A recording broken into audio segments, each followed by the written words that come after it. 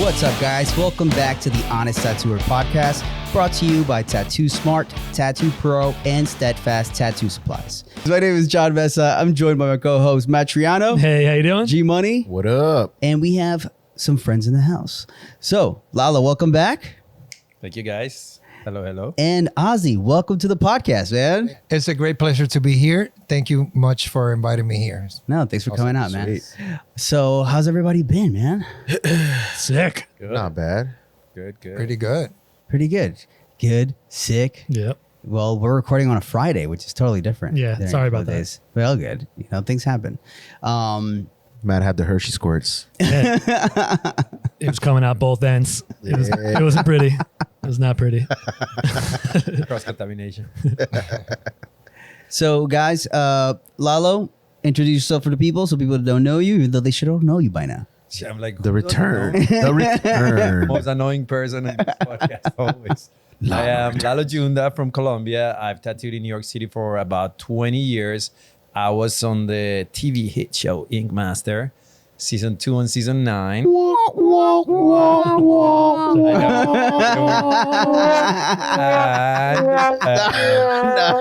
love making people happy doing my tattoos. Awesome. No, we love you, Lalo. And do, we Ozzy, do. introduce You're the yourself to best. people. Let them know where you're from, how long you've been tattooing, and what kind of tattoos you do. Okay, so my name is Ozzy Garcia. I am from Puerto Rico. I've been tattooing for 27 years since 1998. And I specialize in Polynesian tattoos. Awesome, bro. Cool. So something about Ozzy, if you guys go back a couple of episodes ago when we had Nico here, he actually mentioned Ozzy and how he apprenticed under him. One of the things that he mentioned was that you reached out to him because you saw some of his artwork on a surfboard. But we were curious of like, what was that artwork that you saw and how good was it? Okay, so the story is that I go to a friend of mine's house and he had this surfboard. And what it caught my attention was that it was very tattoo style artwork. And it was just amazing. It was like a skull, like a praying skull, and then it had like a crown and all that. But it was like such a unique, that I can tell that the person who did it had a unique style and had something special in the artwork, in the art world. And I was just like, this guy needs to be a tattoo artist. So I asked my friend, who did that? And he said, this is my friend Nico. And I was like, he will be a great tattoo artist. And he said, by the way, he mentions he would like to tattoo. So, and I was like, well, tell him to stop by the shop. And he came through and he had a great aura, great charisma. And I was like, this kid is awesome. I love his artwork. And I'm like, dude, come over. Yeah, and he still has that same kind of like super good energy about him. And it's so funny. Somebody sent me a message like on Instagram. They were like, the last guy you guys had on the podcast. And they sent me like this meme of like, do you remember the guy in Zoolander 2 that was like, introduce them and show them around to everybody? There's a Yeah. Is that the one where he like shows him the tattoo? It's the tattoo of my grandfather. It Something sucks, like but that. I love it, It though. sucks, but I love it. It's cool, right? It's cool, right? It's terrible. But the way that the guy talks, you know, he just has like such an easygoing, like super cool vibe about him. Yeah. There was like, and I was like, I can see that because like Nico's just such a cool, chill guy. So like, it's great to see that, you know, you spotted that early on. That I was like, oh man, the guy has great energy and great art. And I feel like those are the things usually that, for me, like when I've apprenticed, I was like, they're good people and they have some artistic skills, or they're good people and they maybe should deserve to get a chance. You know? Yeah, being a good person is a requirement for everything in my life. Yeah. More important than, I'd rather apprentice someone that has a good heart and good energy than somebody who has a lot of talent and just not a nice person. I'll let them struggle organically. Yeah. It's funny. I put up a thing on Instagram today asking who would you rather get tattooed by, someone who's been tattooing for only a couple of months but has like some tricks that they have got under their sleeve, or someone who's been tattooing for 15 years but doesn't do anything special. And there were a lot of comments that were like, I don't care as long as I can vibe with the person. Yeah. So like Of people course. really just care more about the character of the artist than the work of the artist. I agree. There needs It's to be important. chemistry. Yeah. Yeah. Look, I one of my legends, my favorite ones was Tintin from France, the guy who throws the Paris convention. And, you know, first convention I go to in New Jersey. I've already been tattooing like 11 years, but I've never seen a tattoo convention because where I come from, there was none. And I see him and I never get starstruck, but he was not tattooing. So the possibility of getting tattooed by him, just fucking like, oh my God, I got so nervous. I'm like, what? And I start walking in circles like, whatever. And I'm a very picky person You're to like, get it's tattooed. Tintin. And then I was Tintin. Tintin. Yeah. Tintin in Colombia. Shout out Yeah. Tintin. Ding, ding, ding. Tintin. So Tintin was there and I went and I was like a dragon, just a dragon. Because it's a convention. What am I going to get? I'm like a dragon head and I'll figure out later. And I come and I'm like all nervous, like, hey man, hey. And he's sitting there like, man. Like, I'm tired of and it here. scratching his balls and he looks at me and he ignores me and he keeps talking. And then I'm like, hey man. And he's like, what? And I'm like, hey, would you? And he's like, and he gets up and he starts like staring at my girlfriend up and down. And I was still starstruck. And then my girlfriend was like, you're not getting tattooed by this guy. He's a fucking dick. And I was like, but he's Tintin. But he's Tintin. No, but I was like, you are correct. I was like, yeah, no, okay, whatever. Thank you now. Because you want that energy is going to go with you and that energy translates into quality and a lot of things. Self-esteem. Self-esteem. Yeah. Yep. Of course. Ozzy, how did you get into tattooing? Did you start in Puerto Rico? Yes, I started in Puerto Rico. Actually, I got offered a job in a tattoo shop, and that's how I started. That was very, very long time ago. There was like, I mean, No, 1998. yeah. But you got up. No, but I know actually no. It was in '97. Oh, I okay. worked in the shop from '97 to '98. In 98. '98, I started tattooing. Oh, that's when you started. What were you So doing at the shop? I was doing, the bitch work, scrubbing tubes, making needles. Because at the time there was no needles, pre-made needles. You have back to in the make them 90s, all. you did that, yeah. So I had to make needles, clean, deal with the customers, but like a real old school apprenticeship, not like now. Yeah. You're the first person that we've had on the podcast that does like Polynesian tattoos. Wow, The first person. It's an honor. Yeah. Thank you. How did you fall in love with the style? What made you want to pursue that? Okay, that happened. I was tattooing. I started tattooing in Puerto Rico, and after I tattooed 2 years, I moved to Tampa, Florida. In Tampa, Florida, my dad is a boxing trainer, and he had like champions and all that stuff. So he got hired to train a boxing champion in New Zealand, Oh shit. and his name was Shane Cameron. And my dad was on his team, so he moved out there, and he just pretty much told me like, dude, this is crazy, the culture, the tattoos. And my dad didn't even like tattoos. Yeah. And he said, this type of tattoos I will get. Yeah. Anyways, long story short, I ended up moving to New Zealand with my dad. He said, How old were you? I was already, let's not talk about age. All right. It works for me. But what I was gonna say is that my dad told me move here because there's a tattoo shop in the corner of my house, right? And I said, oh, so you're gonna ask them? And he said, yeah, ask them if they can give you a job. And I was like, all right. He asked them, and they said, tell them to send pictures. At the times there was no social media, none of that stuff. So it was through emails. I send them email pictures, and they say, okay. I have no idea what's going on in this tattoo shop. I'm thinking it's a regular tattoo shop, right? Yeah. So I get to New Zealand, I go to the tattoo shop, and it was the first Polynesian Maori tattoo shop in the world. Wow. That's wild. It was called Moko Inc. This tattoo shop, okay, the Polynesian tattoos and the Maori tattoos were very close. They did not tattoo anybody that was not Polynesian at all, or Maori at all. What city in New Zealand is this? Auckland. In Auckland. This is in Auckland. Oh, this is in Auckland. So there's a guy from Samoa named Paulo Suluape, which is right now the biggest name in the Polynesian tattoos, one of the biggest names, the Suluape. What this was like one of the first ones. Yeah. So Paulo Suluape opened the shop with Inya Taylor. They were the first people to open up their culture to the world. They also got a lot of heat for it. Always. Nobody wanted it, you know, the purists and all that. They were like, very no. protective over it. Exactly. Mm-hmm. So they're like, they "This is our actually shit." they actually went to Europe and they started doing conventions in Europe, and that's when the world first started seeing this type of tattoos. That's where I come from. Unfortunately, when I got to Moco Inc., Paulo Suluape had passed away. Oh, shit. Yeah, his wife killed him. Oh no. No Yeah. way. What? It's wild. What? Hey, please tell us how and why. My name is Jamie Snedeker, and I'm the owner of Southernmost Tattoo. Some of the issues that I ran into before using Tattoo Pro were not having all of my systems in one place. I knew I needed something different than what I was using, so I started searching for tattoo-specific software and ran into Tattoo Pro. Set up a consult, and within a day, they contacted me, and within a week I was set up.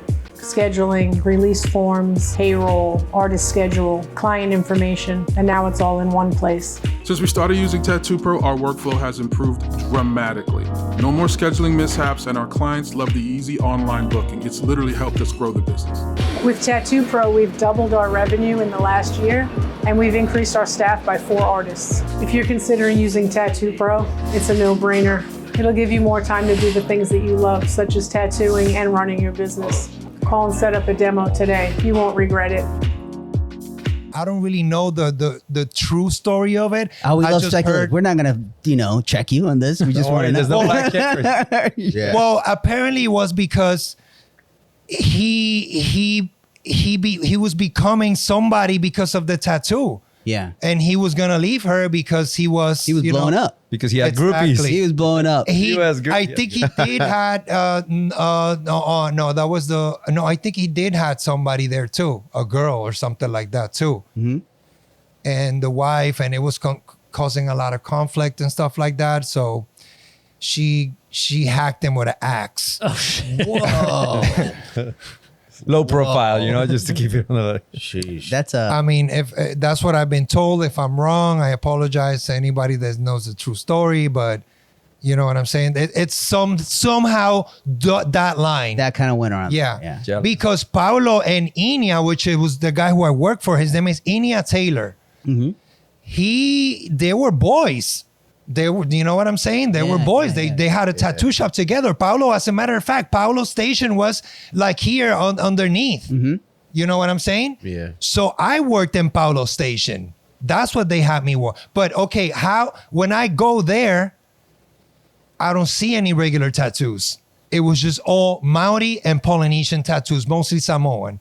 And I was like, okay, so what am I gonna do here? I don't do this type of work. Yeah. And they were like, well, at the time, the Polynesians were really into Chicano tattoos and the script names. Whoa. And they're like, and they saw that I sent a lot of script too. Yeah. Because when I started in tattooing in flea markets and stuff like that. And I had to do a lot of script, and I became like a script master, BJ Betts, Yeah. Puerto Rican, Mexican, same shit. Exactly. For people who don't know Puerto Rican and Mexican, same Well, shit. okay, so in that side of the world, Puerto Rican, Mexican, They're like, Dominican, yo, it's same all the thing, same. man. It's all rice and beans. All right, yeah. So you they speak were like, you speak Spanish, Mexican. Yeah. yeah.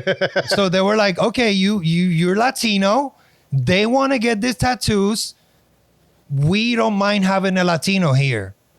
They just didn't want it paquijas. Paquija. That's a white person. Oh. Howley. And in Maori, it's paquija. In Samoan, it's palangi. And that's white man. Yeah, but kind of Outsider. a little bit. outsider. No, it's like a little bit of And the offensive term of it. Exactly. Wild. So I go there, and then they told me that, and they were like, okay. So I started doing script, but then it was so powerful. The culture, the tattoos, the meaning. They did a prayer before each tattoo. I mean, I was completely, taken over this whole, I was just like, wow, this is deeper than tattoos. This is like, you know what I'm saying?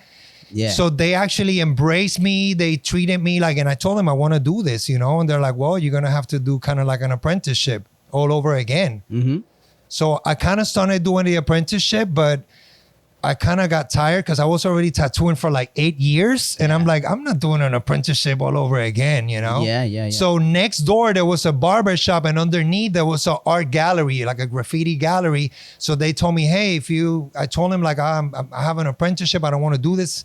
And they told me, well, put a tattoo shop underneath and you can tattoo out of the gallery down there.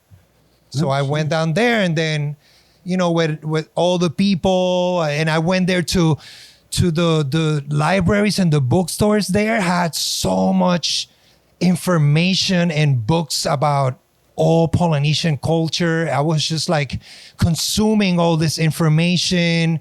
You know, it was just like a really, really, really amazing experience. Plus, my dad was involved also with a Maori lady. You know, he married a Maori lady. He had a Samoan mistress. Oh, nice. So I was in the culture heavy. You were in. Then my dad went to train the Olympic team in Samoa. Yeah. So I go to Samoa, and my dad's best friend was the oldest tattooer in Samoa. Dang. So I was just like, pretty much, it wasn't like I it didn't sounds even. like life kind of kept pushing you towards That's this, what I'm no matter saying. what you were doing. It was I like he's did not pushing you look towards that for way. this. Yeah. I did not look for this. This was just like handed to me. This was just presented to me. And I took advantage of it. And I was just like, wow. Every time an opportunity like that came in, I was like, oh, wow. So I go to Samoa, and I worked in a tattoo shop in Samoa. And they were like, you want to work here? You got to do a tattoo first. And we got to see, and you got to explain to us everything that you have done. And I'm like, I had nobody to tattoo. My dad posted as a volunteer. My dad had nose tattoos. He's like 50 years old, and he's like, I don't mind, just tattoo me, whatever. Drunk with 50. Yo, your dad's So a I G. brought my dad. Dad's but- a G, Oh, man. yes. yeah. And That's I mixed also Puerto Rican stuff in the tattoo, and Yeah. they loved it. They were like, oh my God, this is amazing. And then he was walking around the capital La Pia with the tattoo. All the Samoans were like, whoa, that's awesome. And that was such a great feeling. As a matter of fact, that tattoo shop, if you go right now, they still have a picture of me there. Wow. that's Because somebody freaking awesome. went not long ago, Mm-hmm. somebody that I knew from New Zealand, and he went and he took a picture and he sent it to me on the Facebook Messenger. He's like, look, bro, there's a picture of you in Api and Samoa. And I was like, That's oh, yeah. wild, That's cool. Tattoo shop. That So is- Just as a reference cool. for people to know how important Suluape is. Am I saying his name right? yes, Suluape. Intense Ink has a bottle of their dark. Oh, that's right. Yeah, That's yeah. right. Their Yeah. tribal black is Suluape. So Yeah. you're lucky. You it's like if you went and tattooed with the Sailor Jerry of Polynesian. Polynesian tattoo. Yeah. Yeah. Well, I didn't. I mean, you didn't, I but- didn't do personally You use the with same chair. Paulo. Yeah. I just was where he worked at, and all his information, all that was with Inia Taylor. Yeah. And the employees there. People that work with him doing his- Exactly. Yeah, yeah, and there was a bunch of people that worked there. They're big names right now. And I managed to meet them and get tattooed by them because we're like, oh, we have a connection. You know, I didn't work with them, but they're like, oh, we worked for Inia. Yeah. You know what I'm saying? So we had that in common, and Inia was a character. So dealing with him was like everybody has to have that in common. It's Yeah. like, oh, you deal with Inia? Yeah, okay. Not in a bad way. He's just a character. Exactly. I feel like tattooing in the 90s, early, it was full of characters. Like Yeah. Only characters. Only Yeah. characters. You had to be a character to survive. Yeah, Absolutely. You had had to to be a be. character to survive. Absolutely. I think that like now why I think a lot of tattooers struggle is because they don't have that extra thing. Like we just said this in the beginning of this, like people like to get tattooed, people that like to enjoy their time with and stuff like that. Yeah. And like I feel like getting tattooed by people back in the day, like everybody had these like larger than life personalities. And now, no offense, guys, like it's a lot of people that might be good at art, but they're just there's Generic. yeah, just like there's nothing else. Like, Unseasoned chicken. I was gonna say Regular. by guys, he Yeah. means soy boys. In New York. Just some, Soy boy. just some boiled ass chicken. Just boiled, Just boiled. steamed. Look, I feel like I have nephews and I really love to tell them about life and all that. And you know, they're young and they're so worried about the looks. And I'm like, yeah, that's great. But humans are really attracted to energy. Steadfast Tattoo Supply, owned and operated by professional working tattoo artist Frankie Porcelli, demanding top performing materials, from the highest quality pigments and medical supplies to tailor-made needles and cartridges with true line weights. Steadfast also specializes in custom machines built from scratch in-house and offers professional or group machine building seminars. Steadfast does everything to keep you and your clients covered. Steadfast, supplies that work as hard as you do. After I got the chance to sit down with Matt and John on the Honest Tattooer podcast, the Force of Focus got amazing feedback when it comes to the Hello to Healed process, networking strategies, and most of all, creating your own personal brand and culture. So I want to give you the opportunity to take 15% off by coming to join the Force of Focus arena.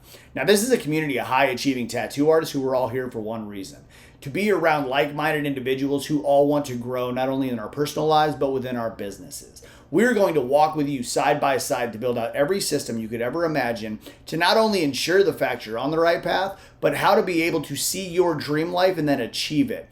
Now, I have a laundry list of artists who have been able to achieve their dreams, and if you're ready to do the same, click the link below and let's get a conversation going. You can be as good looking as you want, but if you have no energy, nobody's going to be drawn to you. And then you meet these people that are not that good looking and people are drawn to them because of their energy. Yeah. If your art doesn't have that energy, if your personality doesn't have that energy, you're not going to have that.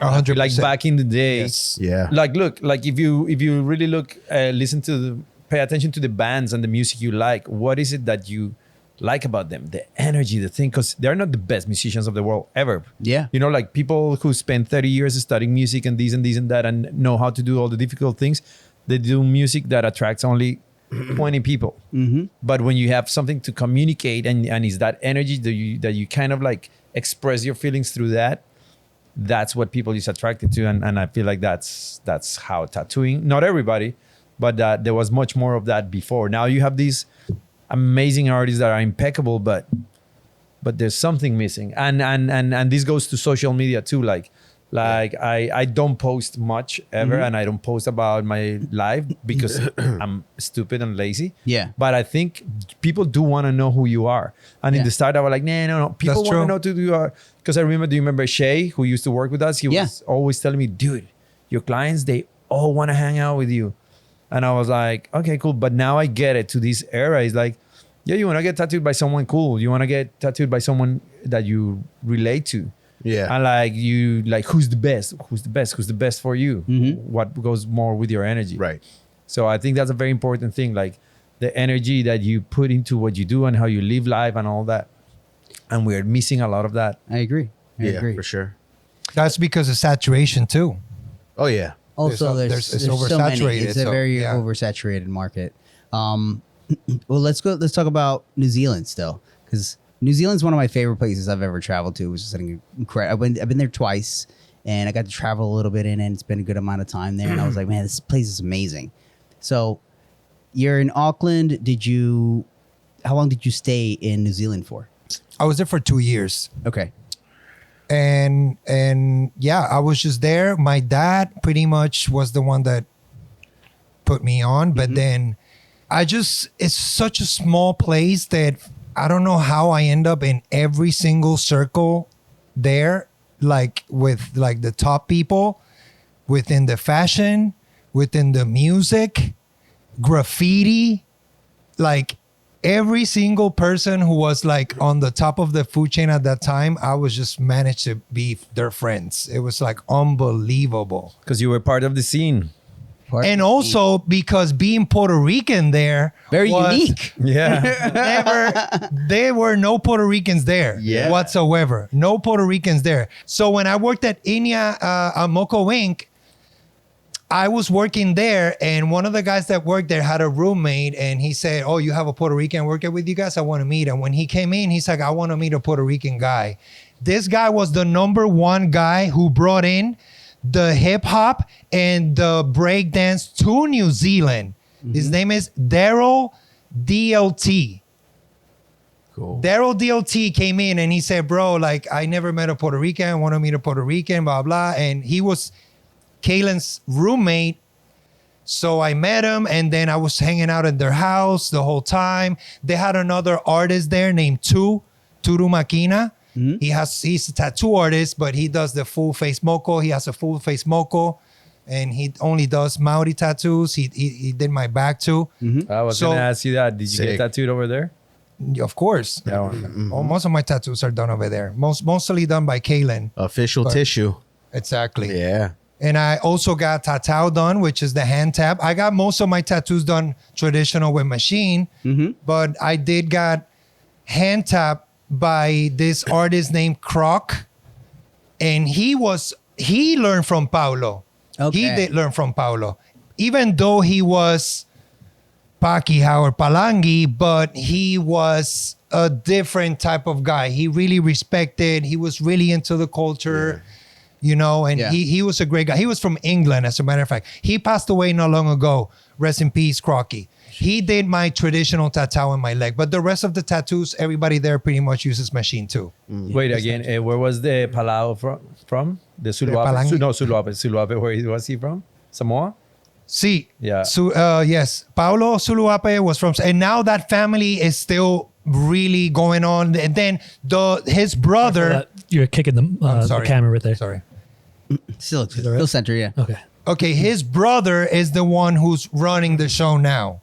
His brother, okay? I've seen him. But he still got all the nephews, and they all still like keeping the tradition. And I think they even work with Moana and everything. Like they're to do the correct designs and all that stuff. That's and incredible. Mario Barth actually started bringing them, the Suluapes, to the conventions. They were doing the conventions. That's why they did the ink and all that stuff.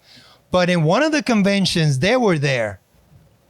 And, when the Polynesians first see me doing Polynesian tattoos, obviously they're going to say like, oh, this guy, like. But then when I told them like, dude, I come history. from, I'm The like, resume. when I told them I worked at Paulo's station, they were like, oh my God, like I know a little bit of Samoan, I go Talofa, all that stuff. And they were like, wow. Also, forgot to say that when my dad went to Samoa, he actually got a chief title too. Oh shit! Shit. Damn, your dad just did it. He can get a pea. He can get a pea. Yeah. All the respects and the cards, like all the. You can only get a pea when you're a chief. What is that? Pea is the traditional Samoan tattoo that is from the back to the knees. Have you seen it? Your dad has that? No. But he can get it because he's a chief. The shorts. Yeah. I've never seen this before. Yeah, I haven't seen it, but I'll look it up. It's seen it in it's the documentary. beautiful. Yeah. Oh yeah. It's done Tatawe. Okay. And that's a very also like that. They have a council. They only allow certain people to do that kind of tattoo. Like it's very serious and very deep. Honest Tattooer is brought to you by Tattoo Smart. They offer digital design tools for the professional tattooer, helping you save time and make your clients happy. Make sure to check out some of their best sellers, the Spit Shade set, the Needle set, advanced 3D body parts, and one of my personal favorites, the Snake Kit. With a vast collection of ready-to-use Procreate flash stamps in a range of styles, including neo-traditional, ornamental, illustrative, Japanese, floral, and more. Listeners can use code HONEST20 at checkout to save 20% on any Tattoo Smart order. Honest Tattooer is also brought to you by Tattoo Armor. Literally the best way to wrap your client at the end of the day. No mess, no adhesives, and they are super comfortable. You can try it for yourself by going to tattooarmorusa.com. They were able to hook us up with a 20% discount for our followers. Just use the code HONESTTattooer on your next order. It sounds like your pops was like grafted in. You know what I mean? To like. Well, he was just working with the boxers. I mean, he's a And boxer. working- You respect that. He's a guy. And working with the boxers. He's a guy who teaches the best people at fighting in their country how to fight better. Yeah. Like as a Ultimate tattoo artist, many respect, times we get grandfathering a lot of things because people respect what we do. For sure. I actually saw a quote not so long ago. I don't remember who was, like a big rock star, like Motley Crue or something like that back in the day. And they were saying the only people we respect are fucking tattoo artists. Or back then. Yeah. And it was Back because then. you had to fucking walk the fucking way, and like you had to do all these things. And For sure. so a boxer, Yeah. like, of course. Makes sense. Yeah, I've seen so many Polynesian tattoos. I can recognize a good one when I see it. Yeah. But what makes a good Polynesian tattoo? Okay, listen. I have seen technically very bad tattoos, but artistically very beautiful. That's what I start noticing in New Zealand. I start because there's a big Polynesian culture there. There's Samoans, there's Tongans. I mean, all the Polynesians are in New Zealand. Niue, a melting pot. there's a bunch of islands. Yeah. You know, it's Niue, Tongan, Rarotonga, Marquesa Islands, Tahiti, Fiji. They Wow. all have patterns. They all have their tattoos. Some of them are not as active because colonization tried to ban tattooing and stuff like that. A Right. vivid example is Hawaii. Hawaii lost everything. Yeah. They're trying to revive everything, but at one point, you know, colonization really like Fucked up everything. messed up the Hawaiian tattoos. Yeah. But the only ones that kept it strong and never flocked were the Samoans. As a matter of fact, this is what I'm saying. Like, Paulo Suluape is such a big, important in this community that he actually revived other Polynesian tattoos. For example, he revived Tongan tattoos. Okay? The Tongan tattoos, they were kind of dead because of colonization and religion. Because religion, they are religious. Polynesian people are very religious. What type of religious? They are Mormons. They're Mormons. What? Wow. They're Mormons. So the white girls from Utah go crazy with them. Well, and now you mentioned Utah. There's a huge Polynesian community in Utah. I mean, I'm sure. My favorite tattoo artist right now at the moment, Polynesian, is in Utah. And I had a repeated customer who got tattooed by me this week, and he came in and he took his sleeve, he took his shirt, and he had a sleeve by him, and I'm like, Whoa. "You got more tattoos?" Wild. And he's like, "Yeah, I got a sleeve by so and so," and I was like, "Wow, that's so cool." I don't get mad when my customers go to another artist because when they come back, I'm like, "Well, give me the tea." Yeah. I want to know. I want to know how they work and this, Yeah. so I know where I'm at. I want to know what point I'm at. If I'm closer to these guys, if I'm, you know what I'm saying? Yeah. So, with that being said, I forgot what I was talking about. Well, you said you saw one thing. You've seen. Oh, really, the really beautiful- artwork. The artwork. So, and what I started noticing in New Zealand is that they were really good artwork, but they weren't good technically. They weren't like perfect technical tattoos, but they still look all beautiful. blown out, overworked, all that stuff. But the artwork, and then I was just like, wow, these people, if they learn the technical, and eventually when the whole booming of tattooing, they did. And now it's really big. Now the Polynesian tattoo is really, really big. It's like a really common style. Yeah. And there's a bunch of new artists and all that stuff, you know what I'm saying? So, yeah, it's to make a good Polynesian tattoo, to answer your question, Yeah. it's flow. It's flow. That's what makes a really good Polynesian tattoo. Each artist have their own flow. I can see any Polynesian tattoo and I can tell you who did it. Wild, dude. That's Any wild. guy, or at least, well, this is different. The patterns, I know the patterns, but that's a different story. But I'm talking about the style. The style of I how see, it's. I can there's- see any style, and I can be like, yo, a person from this guy from Utah did that. This guy did that. Basically like reggaeton. That's why the Puerto Rican guy did so good that's there. funny. He came there with his flow and boom, boom. Reggaeton also the same, bro. I love reggaeton. He's like, I love it. Reggaeton is all the same. It was a compliment. Thank you. Anyways, go ahead. Yes. Who would you say out of modern Polynesian people that you think are doing amazing work? So I don't really know that many for me to look at people that you think people that inspire you still.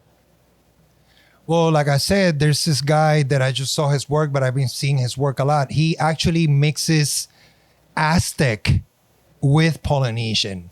Cool. He does like the rocks You know, like those Like the carved god, yeah, the rock. god. yes, but like, you know, it's rugged, you know, because the Aztec stuff, you see the rocks, but they're all rugged. It's not like Yeah. other rocks. They're like the Romans or the Greeks. They're all perfect. Yeah, it's all polished. That's how he does it, and he does amazing. His name is Zay. Zay? He's in Utah. Cool. And there's another guy too who's actually he hasn't been tattooing for that long. For me, it's not long. I've been tattooing for a long time, but I started following him when he started drawing first. He's actually a white kid from New Zealand. His name is Kiwi Bert. He's really, really good too. He does amazing work. If you actually go to Google, Pinterest, and all that stuff, most of the images you're gonna see is from him. Oh shit. But I bought a painting from him before he even tattooed. When he started with he started with the paintings. Yeah. So those people are pushing the art form. That art form. Yes, it's Polynesian, it's Maori work, but it's modern, but still with the essence of the old. You know, this is like 2,000 years old tattooing. As a matter of fact, tattoos come from these people. Yeah. Like all of your The tattooing, word tattoo. all of your That's how. tattooing because of the Polynesians. Yeah, the Right. modern You know what day I'm tattooing saying? comes from there. Yeah. Yep. Yeah, absolutely. Modern day Yeah. tattooing, that's right. Yeah. So- Yeah. From Captain Crook. But you need to check out on the PA. Beja? Yeah, PA. Beja. Yeah, you need to check up on that. It's amazing. I want to get one myself. I would love to get a PA. You know, but I have to see like who approves it and all that stuff. And at the time, actually, I have people, they're willing to do the PA. It's just the time and money and all that stuff is right now is not the time. Right. Because you would have to go and get it there. Yeah, I have to go ahead and get it there, obviously. Or when they come here too, Yeah. because some of them come here. Dude, do you guys remember when The Rock got his Oh my God. his tat? You know, Well, actually, thanks to that is when Polynesian tattoo got popular. that thing just went Yeah, boom, blew up. dude. It blew You know up. how many dudes would just bring The Rock's tat and they're like, I want The Rock's tat on me. You're like, oh, you want his family history on Oh, your I worked arm, with my I dude. worked with Ozzy a few years, and at least twice a week, some dude would come. Yo, so you know what? I want the Rock's tattoo, and he was like, yeah, well, you know, no, I want that exactly that. I'm like, no, dude. Nah, dude. Yeah, at the beginning, it was very hard to tell the customers and all that stuff. But now it's just like, dude, I do what I do. Look at my page. If you like it, cool. If not, move on. That's that. Yeah, I think there's something beautiful about looking tattooed because it's cool, but it's like you want to look tattooed how like you are, like, you know, the version of like it's Yeah. cool, like oh, the Rock looks cool with his tattoo, but don't you want to look like yourself, Yeah, your that's right. own Exactly. version of something like it that looks rad? Well, it's that, but it's also that I don't want to do that. I created my own style. right. You know, you coming to me because I have my style. I think that's what it's difficult with Polynesian tattoos. Like you can identify all these different people by just looking at their work, like just like how we could probably identify with either like Japanese or neo traditional, but with Polynesian, I feel like it's so much harder to like. Yeah, I mean, you have to- I would argue that if a customer comes in and shows you a piece that The Rock has, and like, oh, I want this, and you just draw your own thing, like, here you go, they would have no idea that there's a difference in style. So Okay, I don't draw the tattoo. I freehand the tattoo. Well, I mean, either So way. they don't know really. Can you? Yeah, put the- yeah, know, they have no idea what's You gonna got happen the clap, till it's there. the on clap there. button for that comment right there. Too late. Do what again? Too late. You draw. He freehand that Dude, thing. dude, Oh, You're not. yeah. You're not on a digital board with a glass screen on that. But you know what I mean? It's like, I don't think the Yeah. customer would realize that there's a difference in styles. Well, you know what? You'll be surprised, man. Yeah? The collectors of Polynesian tattoos, most of them, not all of them, but I will say 90% do know what they want. That's good. Do know what the style they want to get. They They see look. the subtleties, the little kind of nuances that separate everybody. Okay, let me give you an example. I was talking to my dad last night, and he was asking me like, what people get the most done. And I said, people want Samoan tattoos. Because he asked me, oh, have you done any Maori tattoos? And I'm like, you know what? Bro, the time that I've been out of New Zealand, because in New Zealand I did Maori tattoos. Yeah. But once I left New Zealand, people don't want to get Maori tattoos. People want, the number one style they want to get is Samoan tattoos. And the rocks tattoo is Samoan, Hawaiian? No, Or what is the rocks tattoo it's Marquesan tattoos. Marquesan. I wanted to get some Marquez on the sleeve. The first one that he got, it's like Marquesan tattoos. Okay. I know the artist who did it too is a great artist. He's in France now. He did it in Hawaii. When he did it, he was in Hawaii. But the guy's in France now. I forgot his name, but I follow him and everything. And he's very good artwork too. But that's Marquesan tattoos. Why he got Marquesan tattoos? Because the guy was French. And Marquesas is French Polynesia. But the rock is actually Samoan. Yeah. But it's fine. It's still Polynesian. But it will be like me getting a Dominican tattoo being Puerto Rican. Ew. that sounds- Hey, no, Wow. guess That's what? good. Dominicans and Puerto Ricans have the same patterns and the same culture. Yeah. Not now, Not now. but before we did. Before colonization. Yeah. Exactly. Yeah. The Taínos, as a matter of fact, it was Cuba, Dominican Republic, and Puerto Rico. Those three were the same. After I got the chance to sit down with Matt and Jon on the Honest Tattooer podcast, the Force of Focus got amazing feedback when it comes to the Hello to Healed process, networking strategies, and most of all, creating your own personal brand and culture. So I want to give you the opportunity to take 15% off by coming to join the Force of Focus arena. Now, this is a community of high-achieving tattoo artists who are all here for one reason: to be around like-minded individuals who all want to grow not only in our personal lives, but within our businesses. We're going to walk with you side by side to build out every system you could ever imagine to not only ensure the fact you're on the right path, but how to be able to see your dream life and then achieve it.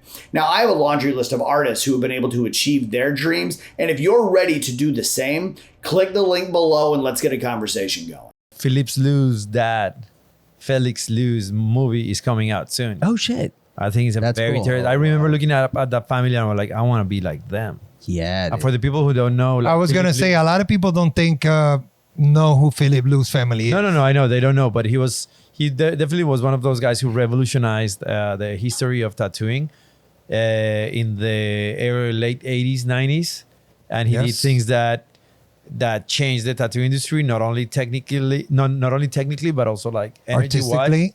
I love one of the stories. Like, this is what I love. Like, he started tattooing at 12, 13. All his family was traveling, right? Felix.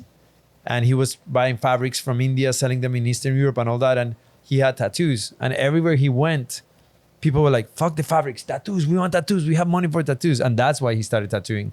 And he taught his kids how to tattoo. They're like very hippie family, and his kids were tattooing since they were 13. All of them tattooed. Some of them became musicians, models. And Philippe was the one who stayed a tattoo artist. And at 17 years old, his dad was like, my son, I have arranged for you to go and meet with Hori whatever from Japan, a master in tattooing, this other master of tattooing in India, this other master of tattooing in whatever. And then I'll pay you to go to all those places around the world until you get to San Francisco. He had an American citizenship, so he could work here. And then he was like, and there you're on your own. You have to find your way back home. And he landed in San Francisco in Ed's Hardy's shop. And that's when Philippe Lou like basically just disturbed the whole tattoo world, because he came from a different perspective. At that time, the tattoo world was very biker, macho thing. Yeah. And there's a story of them coming to the New York City Tattoo Convention where everybody, do you remember how that Roseland convention yeah, was? that Hell's Everybody Angels was like, bro. Hell's Angels. popping out their veins from all the fucking... Yep. And they came, and you know, Philippe Lou is like fucking 7 feet tall, right? Yeah. And they Oh, all dude. came, the whole family. That's all right. Don't worry about it. The whole family came with flowers in their hair, colorful. And you know, at that time, everybody was tattooing like this. And Philippe Luc just came and he set up outside of his booth and did a back piece in 2 days or something like that. And everybody using like 45 mags. Nobody ever seen nothing bigger than a 15 mag. It's big dick energy. And That was mega big dick. Mega big dick. flower power, Flower big power. dick. Giant schlong energy. And I feel like those things are important to know. Like, it's so crazy to me, like how people, like, you talk to them about certain... There needs to be more about tattoo history. Yeah. Because when Yeah, you know That's history, true. yeah. That is. There needs to be more about tattoo history, facts. because all these new kids, they don't know anything. Nothing. Yeah. They don't know. As a matter of fact, you know what? Nothing. The kids who do styles right now don't know who started the styles. You know what? I'm going to give you an example. Geometric style. I ask anybody, do you know where that comes from? They don't know where that comes from. I know where that comes from. That comes from Set Lahead. That's right. In UK. That where it comes from. Set Lahead. Yeah. I worked with him in New Zealand too, because he used to go to Moco Inc. and work there. You know what I'm saying? Yeah. Dude, they don't know that. I didn't know that he went over there. That's insane. He did this in New Zealand at Moco Inc. Wow. Oh shit. Yeah. Cool, man. And I never got in touch with Very either cool. this style. This was completely new to me. I saw this and I was kind of like, damn, this shit is what the hell? Yeah. What? And I was like, and he was working there. And I was like, dude, I want to get a piece. And he's like, all right. It was my first hand tattoo. And when he did it, this was a long time ago. Getting a hand tattoo was a huge commitment. Yeah. If you got a hand tattoo, you have balls and you were going to tattoo for the rest of your life. Right. Yeah, exactly. You were about it. Or you were in the music industry, or you Yeah. were some sort of famous artist. You were no regular dude. you were Yeah, not a the regular term person. job stopper. And you- Come out of it meant nowhere. something. Yeah, So it's for real. I get my hand tattooed. I'm regretting the shit out of it. Like, what the fuck did I just do? I'm not, oh my A God. hand job is called a hand. He's looking at me. He's like, what, mate? You regretting it now? And I'm like, yeah. He's like, Can I call my dad? He'll don't pick worry you up. about it. It will go in a week. The same thing happens when I did my face. Because And his face was all fully covered still. No, dude, I remember, and this is not even so long ago. I think it was probably like 2006. I was working in Jamaica, Queens. I would have to fucking take the train an hour and a half that way and an hour and a half back. And one day, I fucking drew, the Paul Booth demon thing on my hand with markers. And dude, the looks I got on the train. Like, this is people that didn't know who I was. They didn't see me every day. They just saw a guy with a tattoo on his face. Yeah, it was a diabolical thing, but whatever. Like, it was a huge thing. Like, people were looking at me like, I was thinking about getting my face tattooed. Yeah. So I was, Australia is not too friendly. They're with not that tattooed tat people. friendly, bro. No. Like, to this day, I heard. but I had I a mean, friend. your face tattooed is a pretty big deal anywhere. Anywhere, yeah. True. I had a friend and I told him like, yo, draw me a moco. I want to get a half moco. And if I got a moco, that's what I wanted. I wanted like the half face. Yeah. So he did it and we were going to go out that night, restaurants everywhere. And I was like, I want to go out like that. I want to see how I feel like it. Yeah. And yeah, it was intense, bro. It was intense. I feel like 90% of the people who get the face tattooed, they don't do that. And then they get the face tattooed and they have to live with that. With the Well, I know a lot of people that with attention. face tattoos, and like I walk around with them, and I see, and it's just like the looks, and like people are not ready for that. Yeah, they're not Yeah. used to it. But in New Zealand, they are. It's culture. It's, yes. Yeah, it's That's part why of the when I was culture. there, I mean, I love facial tattoos, I think. and I was just like, I will totally get a facial tattoo. So I thought I was gonna live there for the rest of my life. I really thought that. That place is the best place in the world.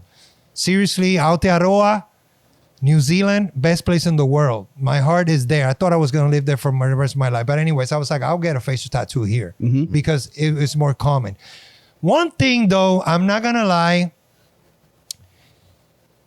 They used to say that people who got facial tattoos either had some kind of mental problems or it caused some kind of mental issues. At some point, there was a statistic Afterwards? 90% of the people with facial tattoos will kill themselves. Oh shit. Like back in the day.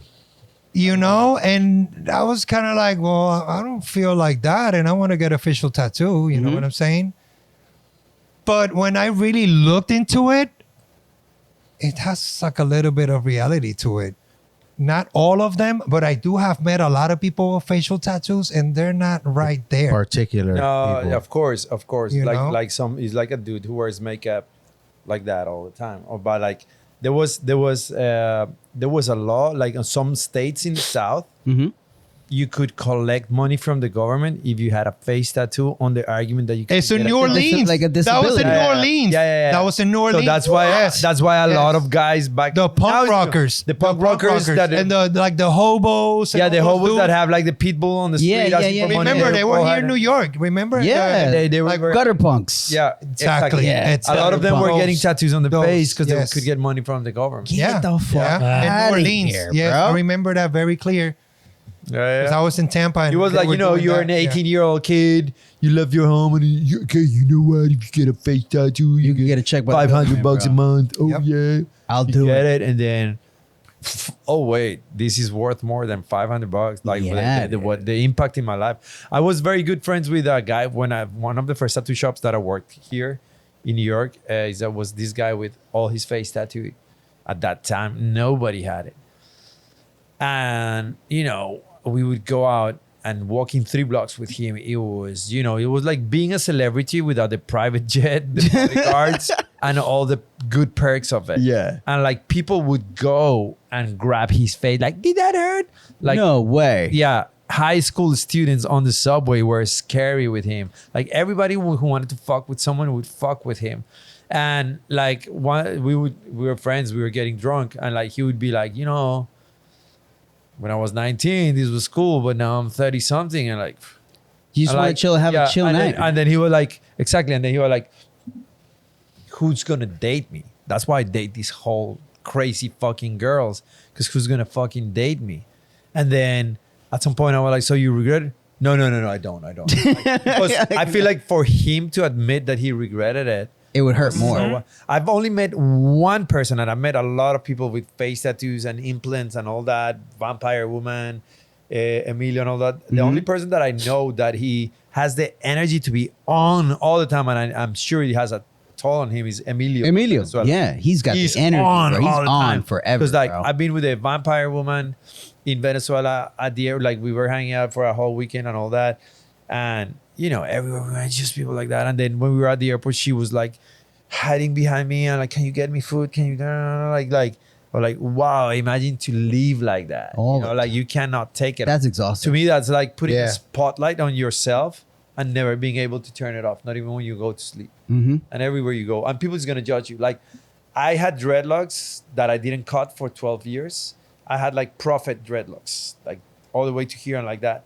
And it came to a point where I was just annoyed because I became my hair, meaning people would have an opinion of me because of my hair. So some people would think, oh, he's amazing. You don't know if I'm amazing. You don't like the people would look at me like that, and other people would look at me like, oh, fucking Look at this piece of hobo. shit. Wash your fucking head and all that. But suddenly I became my hair. Yeah. And you know what? It took me 6 months to cut it, and it was very difficult. And the day I cut it, I was shaking and all that, and I cried and everything. And then I You lost saw, your strength, like Samson. You lost your strength. I actually did, and now that's why I'm growing them Like again. But then I saw an interview from Lenny Kravitz when he cut his dreads, and Yeah. he said the same, and it's so crazy. But you know what? I was glad that I could cut it and go through experience and all that. But a face tattoo, and especially a heavily face tattoo, and honestly, how many good face tattoos have you seen? Like most people go just like, oh, let me just tip my toes in the cold water, and they get ting ting ting, and they end up looking like a locker or like a fridge. A bunch of little small stickers. things everywhere. Very few yeah. tattoos. Well, are now the thought. Maoris are doing amazing work. Like Yeah. my friend too, he does amazing facial tattoos, and those guys don't regret it because they Of course, doing they live in they're a doing community it- and an environment. No, where- that's where their it makes sense. ancestry. Did you That's their guys? ancestry. Have you guys seen the woman that has like a full face head tattoo by Paul, and it's like crazy, like combination of like biomech with like all kinds, but she has like a full face tattoo No, I from haven't Paul. seen it. It's insane. I want to It's Google it. I'm wild. Isn't that like a European chick? I have no idea where she's from. Because I know a European chick who has like a biomech on her face. Oh, but that's biomech. She has, I think there's like a little bit of biomech on it. I think there's like a little bio. It looks pretty on cool it. though. But it looks It looks pretty wild. cool. I wonder, like, you know, how she moves about the world and how people react to it. Because it's like one of those things that you're like, whoa, dude. Because like even like her ear is tattooed. Like there's not one piece. Full tip. Getting you the tip of your nose tattooed sounds wild to me. Yeah, it bro. does. Yeah. Like, It doesn't take that much to draw a lot of attention either, because Jess Kirchner, we've had on for a little bit. I did the black swan on her chest. Yeah. So I did her throat, and then just her, in front of her ears a little bit, like not really her face, like her temples almost, right? Yeah. And she said as soon as she got that done, the looks on her were like from other people drastically changed because she was already heavily tattooed. No Yeah, shit. she was- I wonder why. Her chest, her throat was already tattooed, but as soon as I did like her temple, she said everybody look at her. Okay, I gotta say that like when I was drinking with my friend with the face tattooed and all that, he would go on this like, oh fuck people, they're so ignorant. Why they can't just not like they all stare at me and all that. And I'm like, whoa, wait. Wow, bro. If you were 16 years old and you were walking down the street and you saw yourself or wouldn't you be like, wow, dude, that's what you're doing to people? Yeah. Like you're don't tell me you didn't do this for the attention. And I know to a lot of people it's very difficult to tell me, no, I did it for myself. I'm like, yeah, well, it's gonna get a lot of attention. So if you didn't think of that as part of the equation, which I doubt, it is part of the equation. Is this the chick you're talking about? Let me see. Yes, dude. Look at that. That looks wild, bro. I haven't seen that one before. Yeah, dude. And she has the wow. rest That's on. It's like wild looking, dude. Lala, hold that up in front of your camera too. Yeah, hold it up right in front of the camera. Get a little closer. Push it a little. Yeah, There you right go. there. Check that out, Nice. guys. That looked wild when I saw it. I was like, whoa. And I think now it's like even more complete. Like there's nothing left. Let me ask you something. You want to go out partying with your girl and you don't have a babysitter and you go on a babysitting site and you see her. Would you hire her as a babysitter? No way. No way. I don't Hold think on, she will kid be a right now. Have babysitter. your baby right there. I don't think she's going to be a babysitter. I don't think so. I'm just asking. Because it's funny because I had a situation where like somebody close to my son, That's gonna be a no, like, Scott. a guy wearing all this makeup and all that. And then I'm like, dude, and then some people would question me and all that. And then I just happened to hear, I think it was Tom Segura talking, doing he's a comedian. And he's talking about like, you know what? So we were looking on these babysitting sites and it's very funny how conservative you become. Like, nose ring, blue hair? Nope. Nope. That's true. It's true. Just in case. Yeah. And I One mean, thing's cool. Like, oh, yeah, that person seems like a fine person to go into this bar. Christian, Not to freaking hang out. going with to my kid. university. Oh, get the fuck out of here, dude. Yeah, For but sure. getting a face tattoo right now is the ultimate. It 'Cause is. everybody has neck tattoos, hand tattoos. They go the face before Yeah, they but I do gotta say anything. something. If you're gonna get a face tattoo, get a fucking good face tattoo. Because 99% of the face tattoos I see out there, they're just like, Well, you know what? Face tattoos now is a trend in the ghetto. Like, you see, like all Lil the ghetto Wayne. people, all the Lil ghetto Wayne, bro. people get facial tattoos. You know what what- I'm saying? Yeah, you know what kind of like face tattoos I think are aesthetically pleasing? When it's less like that, like fridge art, where a bunch of little tattoos on the face, little Chipotle crosses bag. and shit. And I really like black work, but like minimal design. Like, you know what I mean? no, like- it comes down to flow. Like the stuff All you comes see in down to- Germany. Exactly, like there's actual flow, even in Yeah, your face. but you know what? There's this actually that's like a new style too, which is called neo tribal. yeah, you know the neo tribal? absolutely. No. Which Yes, one is that? It's not the fucking... dude. No, neo tribal is dope. Neo tribal is really dope. Yeah. It's like It's almost like futuristic too, right? exactly. Am I Yeah. Jamie from... Exactly. Yeah, I yeah, thought yeah. cyber sigilism was neo-tribal. Oh, I thought that. I don't really know. I think did it's cyber different. sigilism because people would come and want to get tribals, and I'm like, do you want? I could add some shading and all that, and I would go with my 5 rounds and do all this shading, and I love it. But that was when I was training shading, and I like it and all that. But I look at those tattoos and they're like, oh, that's when you used to scratch your desk in a school, and that's the next level. Yeah. And you thought that was cool, but no.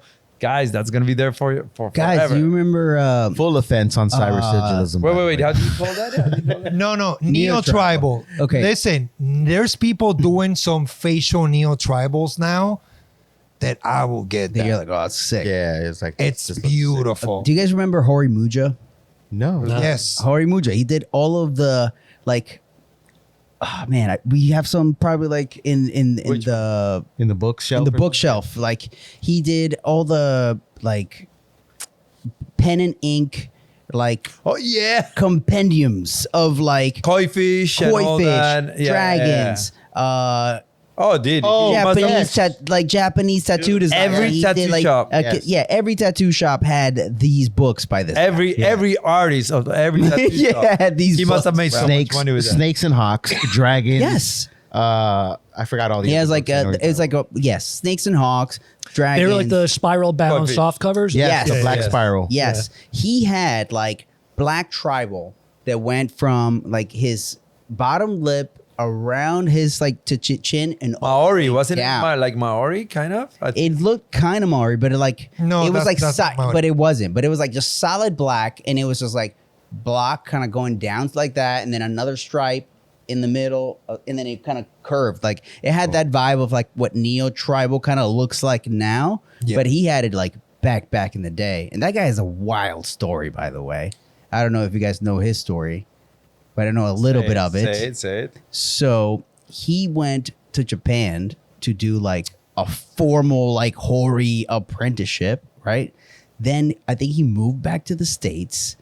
Then I think he became a transgender woman. What? Yes, bro. This is Before it was cool? I believe so. And Yeah. it goes Yeah, and I remember and it the goes story along now, that yeah. route. I don't know where his career or where he's He at now. actually made a book. He made dragon books, remember? Yes. That's why I he have him became really upstairs. famous. Of course. Yes. He became really famous because he makes some dragon books. He was an Yeah, and Koi Fish amazing and all artist. that. Amazing He was an artist. amazing wait, wait. artist. And But what else? I do remember that tattoo. That's neo-tribal. Yes. And he got it before it was something. A You're thing. right. Yes. He's the white guy, the Yes, bald head the white guy. Bald head white guy. Yes. Hey. Yes. You see what? White guy or white? Now he's a white lady, maybe. White lady. Like maybe he's a white Before lady. it was cool. Yo. The Wachowski sisters. the Wachowski sisters, bro. Were those? I think he was a when there was- black belt too. The ones that made Yes. the Matrix. They Yes. were the He was a Wachowski black brothers. belt, Dude, in the back of They this both- book, they both transitioned on the to it. back of all of his books, there was a picture of him, bald head, tribal tattoo on his chin, just dressed With in the gi, with the gi. gi on, Yes. black belt, just Yes, like this, exactly. just looking tough as fuck, Exactly. crazy, crazy. Not anymore. And now he's He flipping- might still fuck Hey, you up, hey. bro. Just because it's the women doesn't mean he's not tough. No, and Yeah, he will okay, fuck okay. you up, bro. Being funny. now he's I don't know. Now I he's think growing he'll mint follow and the basil in his punch backyard. Maybe it is. Maybe it is. But man, Welcome I after would me. love to like it's funny because I was talking to Garver about him, and we were like, "Oh, do you remember that guy?" I was like, "Yeah," and he was like, "Yeah, it's wild what happened to him," and I was like, "It is pretty wild how his life just went." It's Is he still around? I think he is. I wouldn't know, but I'm gonna do a freaking deep search Yeah. later on that to find Benjamin, out. what was his name? Hori Muja, but he had a name. I don't remember his. He had like a Jewish name too. yeah, it was like he- Benjamin. No, not Moss. Goldberg. Last name Yeah. was something like like very Jewish. Dude, let's get her on Mosher. the podcast. Mosher. Mosher. Mosher, because that's what he signed. Mosher. Which Yes, is one letter Mosher. away from Mosher. kosher. Yes, Mosher. One letter away yes. from Mosher. Mosher. Yeah, I remember now. Jack Because I Mosher. loved his books. I loved Yes, his books were just like, it was just black.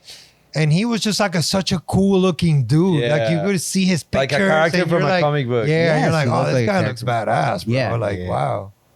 But that's one of those things where it's like, man, all those decisions that guy made in his life, like to then switch everything up once it always makes you think like, what was the process, you know? No, but you can always see What in you're his looking work for. and his photos and all that, like a very like Intense Alpha. guy. tense mind. And he's Yeah. definitely a guy that Alpha. committed all the way. Whatever he did, he definitely committed Yeah, exactly. fully. Exactly.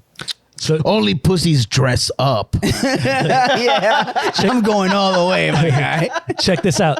So, John, I'm going to call you out. About a month ago, when Nico Yeah. was here, off camera, you said that you wanted to put together some sort of tattoo history. Ah, god damn it, Wait, that's a wait. moment. and I said, I'll believe it when I see it. I'll give you a month to put it together because I don't believe you do it. I totally, Did you do anything? I totally didn't do it. No, of course not. I totally didn't do it. I started doing it, and then I just went. No, but do you remember back when you used to go to Unimax? There was these books of tattoo history of New York from the 80s, the 70s, and the 90s. Yeah. Do you remember? Yeah. I've been wanting to do one from the early 2000s, and of course I'm gonna put myself in the middle, and then all the no, but you know, like it would be so interesting because this city has changed so much, and For sure. and honestly, I feel like there's so many good tattoo artists that moved here to a point where like, you know, like the tattoo, and that's the reason why I came to New York City, because I had been tattooing for 10 years and I was ready to give up because where I'm from, I'm first generation and I didn't know anything. And then I remember I was like, I want to go to New York. I want to go somewhere where tattooing has been around for a while. And I remember my mom, she didn't want me to leave because I already have left for 2 years to Middle East and Europe. And she was like, oh, we'll help you. You want to open a tattoo shop? We'll help you open up. I'm like, no, mom, I'm gonna go and fucking elbow my fucking way I'll get it in through there. with the fucking people who know. And I want to go to a place where people have been tattooing for a while and I want to know. And fucking I came and I did what I did and it's amazing. And I feel like New York is such a fucking place for tattooing, you know? And the history has changed so much. And all these people we were talking about, and like there's fucking legends from like 10 years ago that these guys don't even know about. Don't even know. Like, you know that what you're doing? Do you know where it came from? You know, like that's why I said Wes should be in this podcast too. Like Just to share some mystery. People don't fucking know that the reason they are able to tattoo in the shop with a license and all that was thanks to Wes. He was the one who fought for legalizing tattoos. You know what? Yeah. I think that most of these young kids don't care. They don't. No, They don't. I know they And I don't think care. it's weird, you know, They don't. because like They it's really like don't care. if So, we think they of don't. you know tattooing as an art form, just like we think of music and as an art form, right? Think of how musicians, no matter where in history you grab a musician, right? You can they will tell you, they're like, oh yeah, my huge inspirations were these musicians that came before me. Those were the guys that inspired me, and then I did my little bit more, you know, and then it kept going and going and going. And I feel like tattooing had that up to a certain point. No, but I feel like it still And- does. It and just then- doesn't go that much back. It doesn't go that. It doesn't go as back. It He's goes right. as far back as Instagram started. Because there's no like the top Or 40 social of media. tattooing. I agree. There's no Yeah. top He's 40 right. of tattooing. He's right. The musicians have that. Yeah, Musicians have social media before we had social media, which They had was- reporting. They had true reporting, yeah. They had radio stations, the top 40, and like, for example, like I knew a lot of artists, musicians, and artists that are like, I don't want to sell out, I don't want to be popular. I'm like, oh yeah, no, what's your favorite artist? This, that, and how do you know about them? He lives in Switzerland. I'm like, oh, through the magazines. I'm like, then be in the fucking magazines if you want to be known. So I feel like musicians had that from long before, because the people who made it, they got notoriety and all that, and that's where the influences come from. I feel like tattoo artists, and everybody else. What are you talking about? We had tattoo magazines. yeah. Remember? Yeah, but it Yeah. was very few. Yeah, Even the Very few. ghetto had tattoo magazines too. Everybody had one. I was in those ghetto tattoo magazines. Same. Urban Ink. Urban Ink. Exactly. Yo, I was in Urban Ink like a bunch of times, bro. I was in the same one with all of Yeah. y'all too. Me too. We were all in the same fucking magazine, to the bro. point where I was like, is this good? I didn't care. I just wanted to I need take a publicist picture to there. tell me. Yeah, There was no Instagram. There was nothing. That was nothing. great for me. I was like, I'm in a magazine. Cool. I don't know. yeah, you know? yeah, definitely. Instagram's one of those things, or just social media overall. I think TV and I think TV was better for tattooing than social media has been Yes. for tattooing. Yeah, I'm gonna have to agree with you there. Like when Damn. Even if people don't want to admit Make it. that argument. Let me hear it. okay, I never thought about this. Yeah. Yeah, bring it on. I think TV was actually good for tattooing because it got to like people got to see tattooing done like the Miami Inks, like the LA Inks, and really kind of like get enamored with it and want to like, you know, wait next week for that new episode and kind of like really kind of It look became forward. mainstream. It became It mainstream. brought tattooing from the dark alleys of prostitution and people who had been in jail to the dining table of the world. Yeah, and you're like, oh Yeah. man, look at these guys. These are these tattoo artists aren't scary, right? Yeah. Like those are like, oh look at these people, like they're just like us. They just love to do But art, and, cooler. yeah, and all this stuff. And then like there was like a mystique, but it made it more accessible to everyone, right? Definitely. And I think that was why it was good for tattooing. it Why just TV broke the was- taboo. Yeah, it broke the taboo. which Yeah. is a No, and good it thing. opened up the limits. Like I remember before. But at the same time, people were coming into the shop. What are you using, a 5 mag? Oh, you're not cleaning this. You're not doing that. Well, if you're not cleaning and they know about it, that's a good thing because then they can be like, I shouldn't get tattooed here. They don't even fucking. You already have cleaned. I gotta say, I know a lot of didn't tattoo see you artists. cleaning. They're just picking at you. I see a lot of tattoo artists who are like, it ruined the industry. No, it ruined your income because you suck. Yeah. The industry, it made it better. And I remember I didn't watch TV since I left my parents' home when I was 19. And then I remember I started tattooing, and every third client would come like, "Oh, Miami Ink." I'm like, "What is this? What is this? What is this, Mike? And then I hear all the guys who had TV and cable. They're like, "Oh, fuck this shit, fuck this shit." And I'm like, I don't think it's fuck this shit. I hate TV. I don't like. I think it's good for us. Yeah. And honestly, like before that, doing custom work was very difficult. Like I tried to push custom work, and people were like, "No, I want that. I want that I already see and recognize." And then after those shows, custom work was the cool thing. Yeah. And then I remember I made a point that every time some stupid media outlet would interview me, would make all the stupid questions, which one of them was always like, "What is trendy right now?"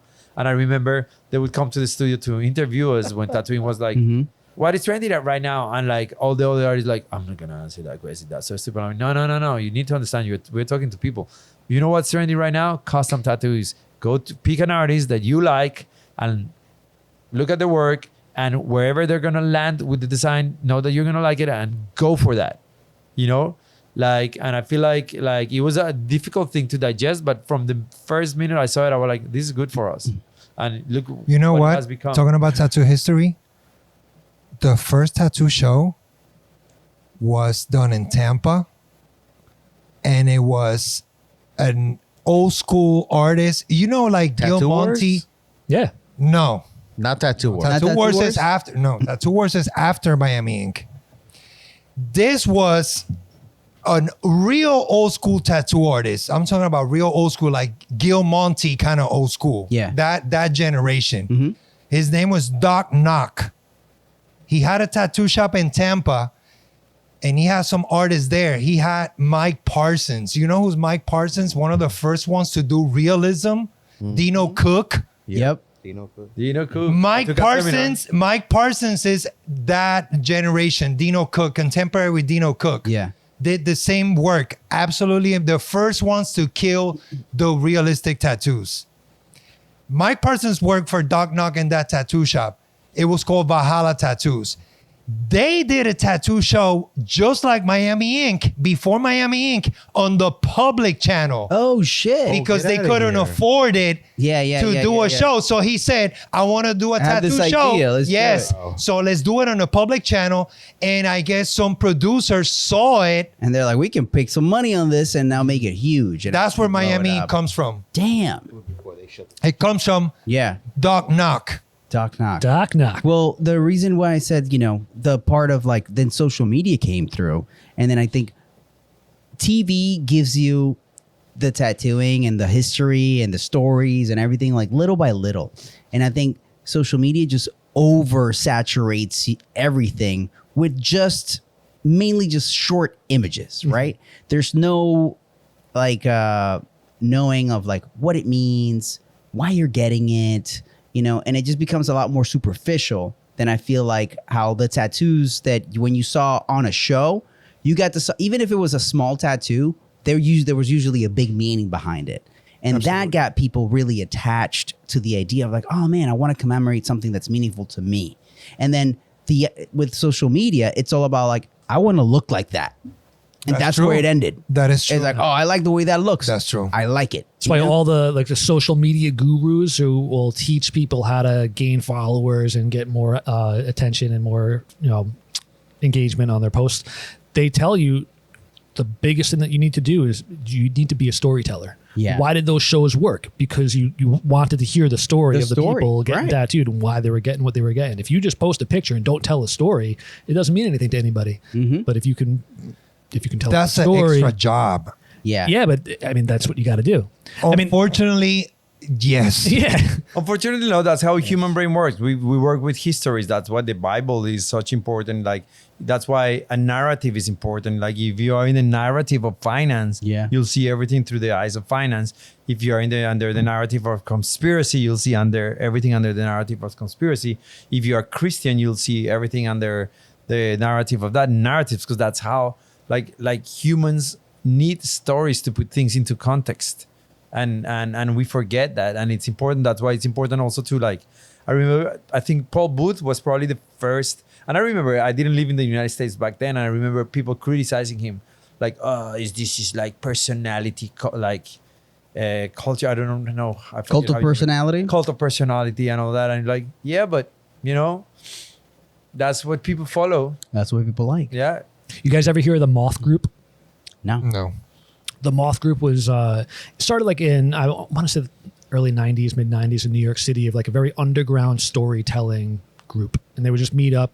I think it was like some guy's apartment, and just like come in and tell a story. And then it just started to get bigger and bigger. And now I think there's multiple locations all over the place, but it is just because people want to hear good storytelling. Yeah. And it got to the point where like it was kind of like an open mic night thing where you would come in and sign up, and there would be rules, and like you have to tell a story that's engaging. It can't be false. It has all these things, but it was in order to make a good story so that people would actually want to pay attention to and sit through and listen to.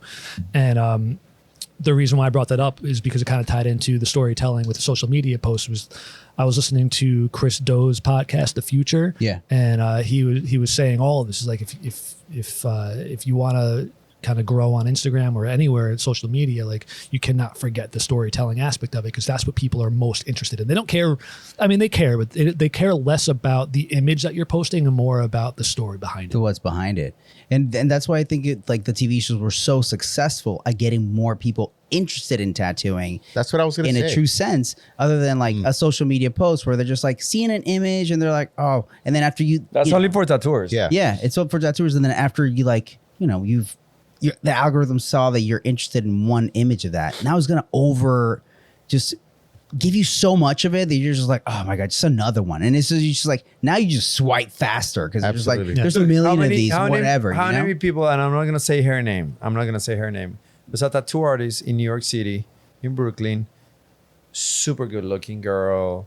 She has a band, and she started doing these like videos of her clients telling why they picked her, but in such a way. And it's like, cringe. Yeah, and you see it, and her tattoos suck, I gotta say. But she had like 400,000 followers and all that. And I've met people who got a tattoo this big with her and paid $3,500. Damn. And it's not even well done. I was like, oh, I could do that in 2 hours and it would be perfect. But she's about this, she's about that. People buy the stories. Yeah. And that's how the news work. That's how politics work. That's how reality shows work. Yeah. Like, and that's something I learned after doing Ink Masters.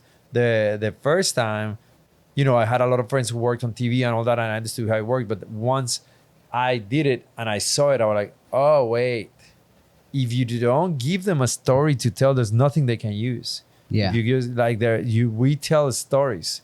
And that's what people buy. We tell stories. Yeah. That's why if you open a coffee shop in Brooklyn that brings the coffee from Costa Rica, people don't give a fuck. But if you tell them, hey, and you put it with this camera and in slow motion, and the people with the donkey in Costa Rica, and everybody's paid well, and we're helping, and my son, it was sick, and people are like, oh my God. We got to support this guy. Yeah. It goes with like paid advertisements too. Like, so Hermes was asking me about a post that he wants to pay to advertise so that he can get some clients at Hudson Valley Tattoo Convention. Yeah. And he showed me the post, and it was just a static image with a couple of his designs, and then it just says like now booking. And I told him, I was like, dude, people are going to scroll past this, whether you put $50 on it, if you put $0 on it, whether you put $500. I do that all the time. Nobody's going to care because it's a static post with no story at all. Yeah. So this is not engaging. No. Yeah. You need to really. You're good at that. I've seen what you've been doing, and you're so good at that. I'm not good. I'm trying, but I'm not good. You're better than me. And the crazy thing is, I know all these things but The execution is harder to do. It takes time. Yeah, it takes. I feel like it's takes something time. you have to tap into and connect into, because once you do it, boom, you get into it. And I see people who is like natural at it, and I see, you know, my studio in Colombia is in a hotel, and I see these girls that they put a camera with a tripod in the pool. They're so confident and so on, and they turn it off and they're like, you know, and you see them, they don't It talk ended. to anyone, nobody talks to them and all that. And then I'm like, fuck, you do really need to talk to the people, you know? Yeah. Like, Yeah. you really need to. You know Sure. who's really good at it? Coral. Coral, yeah, Coral's great. She does Yeah. really, really good Who? videos. Coral. Oh, yeah, she's great. Yeah. I love her. I actually just started doing videos too. I did my first video the other day. Yeah. Yeah. And, Coral. but I was not on the video. I was just explaining what I was doing on the video. Yeah. And it went great. Yeah. Yeah, It that's went still really good. Yeah, It went yeah, yeah, really, yeah. really good. I know what I'm looking at, but I need you to explain it. to Yeah, me. give me some storytelling, baby. Yeah. Tell me that. No, story. like- I just went step by step explaining what I was doing, how I worked, the amount of the sessions and all that Bro. stuff, and people loved it. Think about Yeah. the better the restaurant, the longer their explanation is going to be of the dish that you just got. Correct. Think No, but about that's it. the basic for everything. Like, a good composition in music or in painting or in tattoo design is the definition is how long can you engage the brain into it. A good composition on a painting is like, oh, that's cool, boom. No, it's like, oh, like that's how you measure. It'll grab you. Yeah. And I thought about it because I'm really bad at editing and all that. And I don't have a videographer and all that. And yesterday I was tattooing a guy that I've been tattooing for a while. And I've done a bunch of cool tattoos. And then I started filming his tattoos. And I'm like, oh, dude, this is micro-realism. Some portraits I did like 6 years ago. And they look good and all that. This and this and that. And we talked. I wasn't planning it. And then I was like, this is what I need to do. Maybe this is my language. I don't want to go and edit and all that. Like, just talk about what, because I was like, oh, most people think micro-realism is not good and all that. It's just, you need to know how to do it and all that. And I was like, I haven't posted it yet, but I feel like that video without editing would do good because it tells a story. It Yeah, but it's explains so much things. easier now. Like I'm horrible with technology, and I was be able to go and understand how to make an edit video and stuff. And right now it's very easy. There's a bunch of apps now that They make it so much easier for you. You know, like I was like, I never thought I was gonna make a video when the part is gonna go fast, and I'll be able to talk and add stuff. And I was like, what the hell? And now with these apps, I did it, and I was like, wow. And I'm terrible with technology, so if I did it, anybody can do it. Well, you kudos know? to you for freaking adapting something, even though you started tattooing in '98, bro. Because like now you get people that tattoo. I will say I'm one of the few who are willing. old school tattoo artists who are actually keeping up and understand Sell the young out. kids. Me too. I'm not a sellout because I still keep my. I don't know. I don't think I'm a sellout, but no, actually, That was a joke. the one who knows me knows that I'm not a sellout. I am You for know the what right I'm price. I did switch machines. I switched to pens, but Yeah. it wasn't because I wanted to. It was because my age that doesn't let me hold a machine anymore. I can't hold a It tattoo hurts. machine anymore. Oh, the iron Why, machine you hurts use your those? hand. There's this thing called No, you must Viagra. get the sound bite. Oh, No, those, I had to switch. I can't hold the tattoo machine. I can't hold a coil anymore. It's been those, too long. those Switched mean like coil 6 years machines ago. are rough on your can't- wrists. Yeah, no, it's just my hand. It's just everything. I don't too want much. that vibration. That vibration just lasts. Not only the Yes. weight, Long the after, weight. I man. remember when I switched to rotary machines. This is probably when like 13, 14, 15 No, years you ago. did long time ago. I was one of the remember first ones. That's Yes, why yes. Cheyenne He picked was me one of up the because I first was one ones. of the first Yes. ones in the US. Me Yes. and Roman. Mhm. Me and Roman and Roman had a name. I didn't have a name. They made a name for Caesar me. was one of the But first he was ones. late. He was after me. You I think so? Yeah, no, I think so. I think Caesar Well, was one of the I don't first know. ones. You know Caesar, the Hungarian? Yeah, but his Yeah. accent is so difficult to understand. Of course, I know. But I remember the best fucking machine I had for mags, shading or coloring was one that Adam Hayes did. And it was like it was so heavy that to tattoo with that for a few hours, I couldn't do it. Wow. And once I tried the first Cheyenne, I was like, I put my machines away and I said, I'm gonna do this for 2 weeks because I'm gonna try to go on. I'm so used to this that I'm gonna try this and I'm not gonna like it and I'm gonna go to what's comfortable. No, dude, 15 minutes after using those machines, I was like, oh, this Done, is like a bro. pencil. Yeah, but What did those What did your machines- dad say when you came out? Huh? those machines suited for your style, not for me. Yeah. You know what I'm saying? Like I just switched too because machines Now they're much became better. more But when they friendly first to started, everybody. Yeah, yeah. Now I couldn't tattoo with those machines. I remember when the first Cheyenne came out, I was like, I tried it and I was like, I fucking hate this, dude. Same. It was like a 2.5 millimeter Yeah, stroke. exactly. I love with it was like it's, Yeah, the first Cheyenne that it was Yeah. like a side thing to the oh side. God, I fucking I made it work. hated it, dude. How many of you guys tried, speaking of like how it was evolving in the beginning, how many of you guys tried Numas or had a Numa You setup? know Oh, what? no. That's I never the tried. only I wanted thing to I buy. never That- tried. Because it was so difficult, but I wanted to buy one. It because was I thought that difficult because you needed a fucking compressor. Yeah, you need a And air you needed to put that compressor outside of the shop, otherwise you're gonna be tattooing like. so loud. Yeah, so loud. It was crazy. It was a crazy fucking thing. It was All like, right, we're going pretty late, but being that we're on the topic of machines, I do want to bring something up and get everybody's opinion about this. oh. So Nicole, my wife, she follows this page on Facebook called Red Tag Ricky. And Red Tag Ricky, they promote all these sales and deals on all these various websites and stores. Okay. And she sent me a post about a tattoo machine that they had for sale on Amazon. And I bought it because I wanted to see what it was all Sweet. about. So I wanted to do like a little unboxing Okay, right now and see what can it you give us information? Is this machine? Is a coil? Is a pen? Is this? What Oh the shit, hell we is got it in the mail. We got it right here. We got it right here. Oh. It's a pen. It's a tattoo pen kit. Tattoo pen kit. Well, kit. we're gonna- tattoo pen kit. Okay. gonna open- What is So- it? Oh my god! I know comes with ink. Oh, with the lube? whoa, look Those at were. those. You know what? Those back in the days we'll call superior. Do you Got our remember black those ink. kids? You remember the superior kids? First tattoo machine I ever What bought does was it say? superior, True black? $99. Yeah, the kids, the superior kids. It looks just like it. Came with a box of A cartridges. box of cartridges. Okay. What kind of liner is it? Dude, So the name of this ink? sizes 25 millimeter, 30 millimeter, 35 millimeter, 40 millimeter. It doesn't tell you how No. many needles. It doesn't tell you the gauges, the number, the number. No. No. It just tells you the. How You know wide what? it is a million. I want to do a tattoo with this kit. Comes with fake skin. Fake skin, so Oh, you can wow. practice a couple times before you. Hey, Some white. Sensi That wrap. skin's so white. Some Okay, so ink here it is. caps. It's a round liner, a turbo round liner. What the hell is a turbo round it's liner? super tight.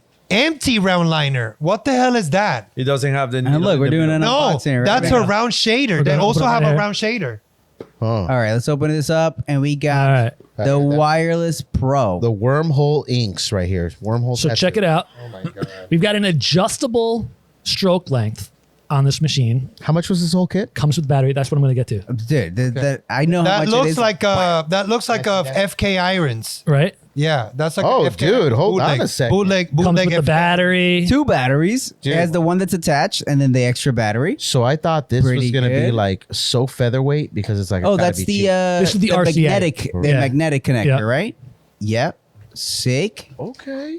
Came with gloves.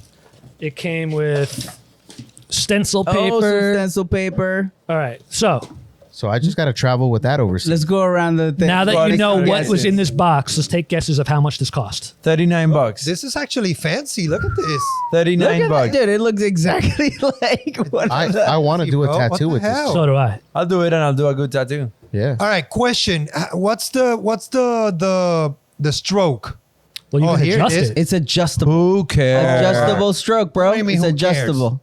Does It's it go up adjustable and down? stroke. I care. You can change I the care. stroke on it, which is wild. It's 3.5 to 4.2. Yeah, it's Nice. perfect. All right. So Lalo said $39. How much do you think this cost? 80. How much do you think it cost? Or you know The already. price is right. Oh, a stroke adjust. Look, I think I stroke know it, but adjust I'm not is gonna guess it. Okay. Stroke adjust from 24 to 42. That's pretty 4.2. good. That's 4.2. Yeah. 4.2 to 2.4. Yeah. That's how the Cheyenne first was. Yeah, it was the 2.5 at most, and then What was it? They kept it what was was it called? 2.5, the regular Hawk, The Spirit. and then the Spirit, what came? The Thunder. The Thunder. And then the Thunder was the first 4.0. My mistake. I took that to Ink Master and I should have not.